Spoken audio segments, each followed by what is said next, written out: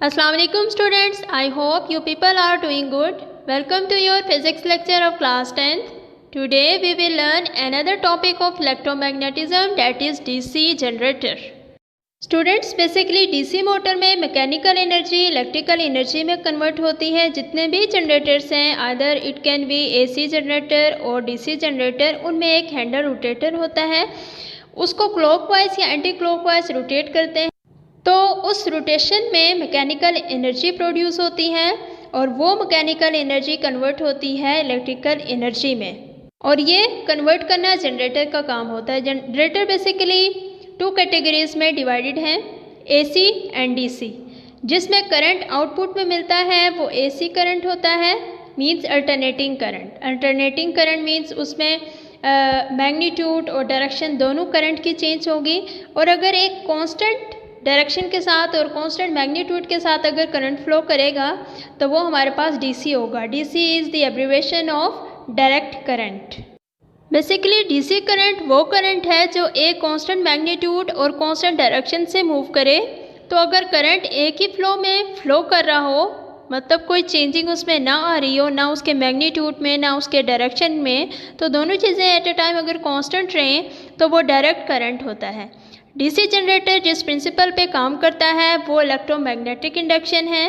Electromagnetic induction में जब हम कंडक्टर को रोटेट करते हैं या कंडक्टर को मूव करवाते हैं बिटवीन द मैग्नेटिक फील्ड्स, तो उस कंडीशन में इलेक्ट्रोमोटिव फोर्स डेवलप होती है उस कंडक्टर में। Electromotive force means voltage. तो डीसी मोटर का जो वर्किंग प्रिंसिपल है वो है electromagnetic induction. Now students, let us discuss the construction of DC motor. Basically DC motor में तीन इम्पोर्टेंट पार्ट्स हैं। Number one is armature. Armature एक तरह का रेक्टेंगुलर कॉइल है और इसे कंडक्टर भी कह सकते हैं। इसको मैग्नेटिक फील्ड में रोटेट करवाते हैं। Number two is magnet. Magnet यहाँ पे परमानेंट मैग्नेट होगा जिसके दो पोल्स होंगे, नॉर्थ एंड साउथ पोल, जो कि रेड में नज़र आ रहा है आपको और ग्रे में नज़र आ रहा है। This is the permanent magnets. और इस परमानेंट मैग्नेट की दो पोलैरिटीज़ हैं, पॉजिटिव एंड नेगेटिव। थर्ड और इम्पोर्टेंट पार्ट है डीसी मोटर का कम्यूटेटर और ब्रशेस। ये दोनों बहुत इम्पोर्टेंट रोल प्ले करते हैं। दोनों आर्मेचर को कनेक्ट करते हैं लोड से। आर्मेचर के दोनों आर्म्स को कम्यूटेटर से कनेक्ट करते हैं। कम्यूटेटर कार्बन का बना हुआ एक सर्कुलर स्ट्रक्चर होता है, और अगर हम इसी सर्कुलर कम्यूटेटर को टू पार्ट्स में डिवाइड कर दें तो हम उसे स्प्लिट रिंग्स कम्यूटेटर कहते हैं। तो स्टूडेंट्स, डीसी मोटर में यही स्प्लिट रिंग्स कम्यूटेटर यूज़ होते हैं, और ये दोनों आर्मेचर के दोनों आर्म से वन बाय वन कनेक्टेड होते हैं, और इन स्प्लिट रिंग्स से ब्रशेस कनेक्टेड होते हैं। और ये जो कार्बन ब्रशेस हैं इनसे सर्किट जो है वो एडजस्ट होता है, मींस इससे हम लोड को एडजस्ट कर सकते हैं। तो इसको आगे जो है वो कनेक्ट किया जाता है गैल्वानोमीटर से। गैल्वानोमीटर का काम ये होता है कि जब डीसी मोटर का आउटपुट करंट मिले तो उस करंट को डिटेक्ट करता है, मींस गैल्वानोमीटर में डिफ्लेक्शन शो होगी जब करंट यहाँ से पास करेगा। उसके बाद ये जो आर्मेचर है ये रोटेट होता है मैग्नेटिक फील्ड के बीच में। तो मैग्नेटिक फील्ड प्रोवाइड करने के लिए मैग्नेट ज़रूरी होता है, तो मैग्नेट को आर्मेचर के दोनों साइड्स पे एडजस्ट करेंगे नॉर्थ एंड साउथ पोल से। तो magnetic field lines north to south की डायरेक्शन पे जो है वो फ्लो करेंगे, मींस नॉर्थ से साउथ की डायरेक्शन में फ्लो होंगी।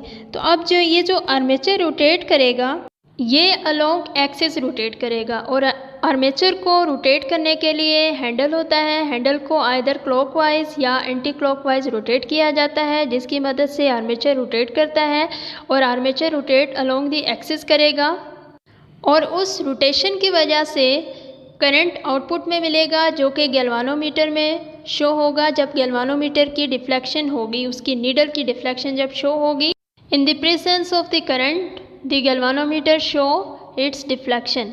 तो फिर उसके आगे जो लोड कनेक्टेड है, आइदर फैन है, बल्ब है, आयरन है, रेफ्रिजरेटर है एंड सो ऑन, तो उसको जो इलेक्ट्रिसिटी है मींस जो करंट है वो प्रोवाइड होता है आगे। तो जैसे ही आर्मेचर में रोटेशन स्टार्ट होती है वैसे ही डीसी जनरेटर में करंट भी फ्लो होना शुरू हो जाता है। इसमें करंट की डायरेक्शन फाइंड करने के लिए फ्लेमिंग्स राइट हैंड रूल का यूज़ होता है, जिसमें जिस साइड पे थंब की डायरेक्शन होगी उसी साइड पे जो है फोर्स इंडिकेट होगा। मींस थंब जो है वो फोर्स की डायरेक्शन को इंडिकेट करता है, फोर फिंगर जो है मैग्नेटिक फील्ड को शो करता है, उसकी डायरेक्शन को शो करता है, जो कि नॉर्थ से साउथ पोल की तरफ मूव हो रही होती है, जो कि हमें आउटपुट में मिलती है। और मिडल फिंगर जो है वो करंट की डायरेक्शन को शो करती है, जो कि परपेंडिकुलर है थंब के और फोर फिंगर के। जब आप करंट की डायरेक्शन फाइंड करते हैं तो उसके लिए जब आप फोर्स अप्लाई करते हैं आर्मेचर पे, जिसकी वजह से वो रोटेशन क्रिएट होती है अलोंग इट्स एक्सिस, तो आर्मेचर की जो आर्म है ए बी, मीन्स जो लेफ़्ट साइड की आर्म है वो क्लॉकवाइज मूव करती है, तो ए बी आर्म जो है वो अपवर्ड मूव करती है। और क्लॉकवाइज डायरेक्शन में इंड्यूस्ड करंट फाइंड करने के लिए Fleming's right hand rule use करेंगे। जब Fleming's right hand rule use किया यहाँ पे, तो हमारे पास जो ए बी है वो अपवर्ड मूव करेगा जब क्लॉकवाइज रोटेशन होगी, हाफ रोटेशन। तो अब यहाँ पे जो रेड कलर में है ये आपका थंब है। थंब को अगर आप यहाँ पे एडजस्ट करते हैं, जो कि रिप्रेजेंट करता है फोर्स ऑफ कंडक्टर को, और जो हमारे पास ब्लू लाइन में है मैग्नेटिक फील्ड, जो कि रिप्रेजेंट करती है फोर फिंगर, और मिडल फिंगर की डायरेक्शन जो है वो ग्रीन लाइन में है, जो करंट की डायरेक्शन है। तो जब हाफ रोटेशन होगी तो ए बी जो आर्म है आर्मेचर की वो अप मूव करेगी, और नेक्स्ट हाफ रोटेशन में हमारे पास जो राइट साइड की आर्म है सी ओ डी, अब जैसे कि यहाँ पे करेगी सी डी जो है वो डाउनवर्ड मूव करेगी, क्योंकि ए बी जो है आर्म है आर्मेचर की वो अप मूव करेगी, तो दूसरी रोटेशन में जो सी डी है वो डाउनवर्ड मूव करेगी। मींस कि ये आर्मेचर रोटेट होगा, कभी ए बी ऊपर आ जाएगा और सी डी डाउनवर्ड आ जाएगा। तो सी डी के केस में जब Fleming's right hand rule apply होगा तो यहाँ पे आप डायरेक्शन देंगे कि राइट हैंड रूल में अब ये जो रेड कलर में है ये फोर्स अप्लाई कर रहा है, date is represented by thumb point.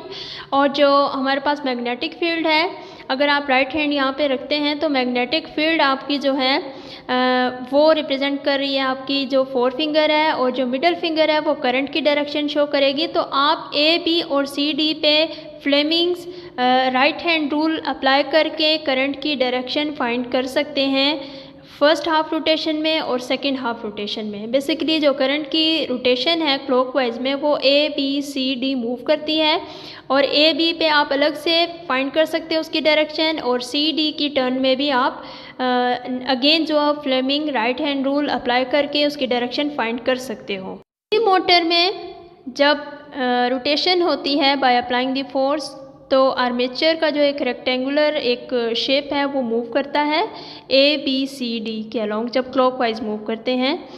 तो ये आर्मेचर जो अलोंग इट्स एक्सिस जो फिट हुआ था उसके अराउंड मूव करता है। तो डीसी मोटर में बेसिकली ये डायरेक्ट करंट होता है, तो इसमें डायरेक्शन चेंज नहीं होती, क्योंकि ये जो इसके रिंग्स हैं जो कि स्प्लिट रिंग्स हैं, number 1 is P and the other side is Q, ये ऑलवेज कनेक्टेड रहते हैं ब्रशेस के साथ, that is represented X and Y.